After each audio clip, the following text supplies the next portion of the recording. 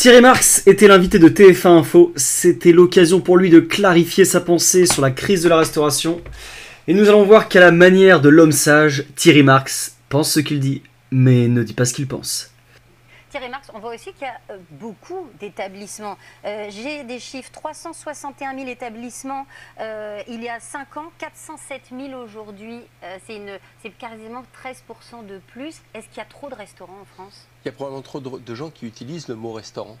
C'est ça qui m'inquiète. Pourquoi j'ai défendu une loi sur le fait maison et une loi cadre qui passerait par notre Assemblée nationale, c'est de faire en sorte que le mot restaurant soit utilisé pour des gens qui font du fait maison. Oui. Là, aujourd'hui, un restaurant qui ferme, qui faisait du fait maison parce qu'il fait à peine 2% de marge, et quelqu'un qui a le même nom, restaurant, et qui ne fait pas du tout de fait maison, qui ne transforme pas de produits, qui embauche très peu de personnel, qui fait 8% de marge, celui qui faisait la valeur de la gastronomie française, lui, il disparaît au profit d'installations d'une cuisine qui s'industrialise. Dit autrement, il veut qu'on arrête d'appeler les fast-food restaurants. Très bien, arrêtons de les appeler restaurants, et après il se passe quoi? Est-ce qu'ils auront toujours le droit de poursuivre leur activité, ou ils mettent clé sous la porte? Qu'est-ce que cela sous-entend? On va voir s'il peut être plus clair, notre ami.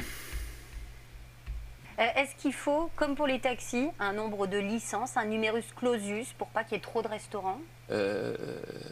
Oui, on l'a dit avec Franck Chaumès, à l'UMI, on s'est dit on va faire un numerus clausus. Mais bien sûr qu'on jetait un pavé dans la mare, ça ne veut rien dire. Mais à un moment donné, il va falloir un permis d'entreprendre qui soit un peu plus large et de dire qu'est-ce qu'on fait dans un endroit qui s'appelle restaurant.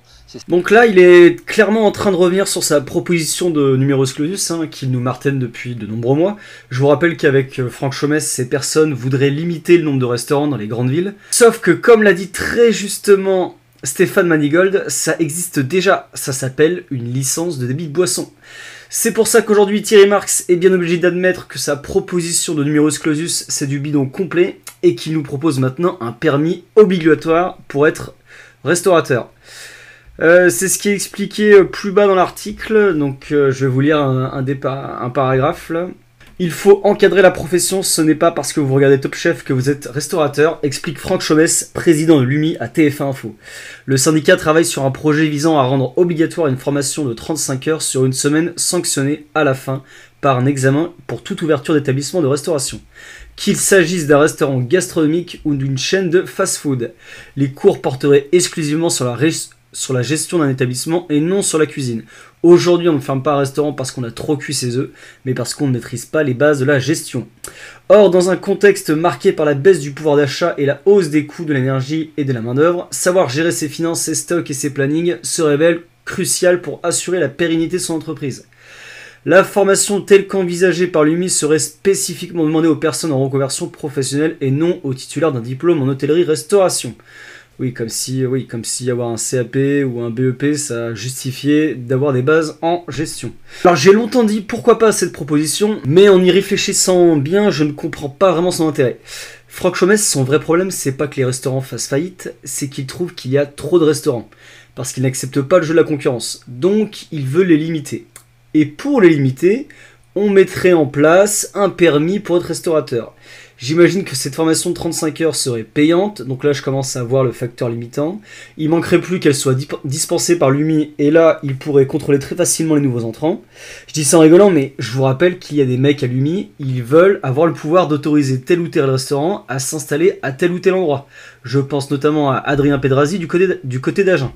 Mais pour en revenir au débat initial, en quoi cette formation est une solution à un problème? Est-ce que c'est un problème que des restaurants fassent faillite parce que leurs gérants n'ont pas été formés aux bases de la gestion?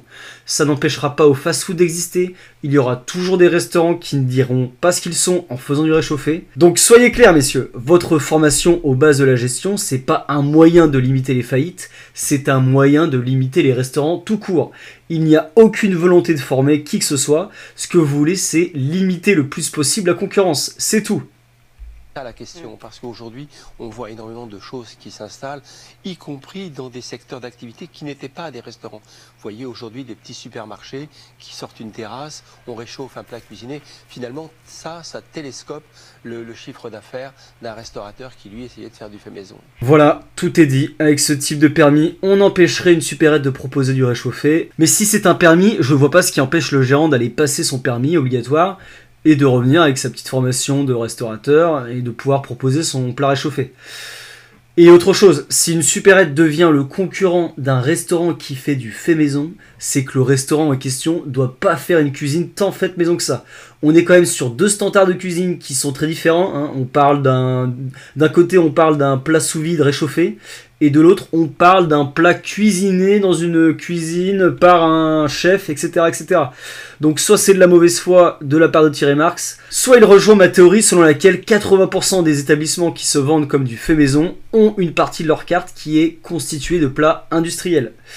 Voilà, ce sera tout pour aujourd'hui. Soutenez-moi si vous pensez que je dois continuer à dire les termes. Venez donner votre avis sur la question en commentaire. Je vous dis à très vite.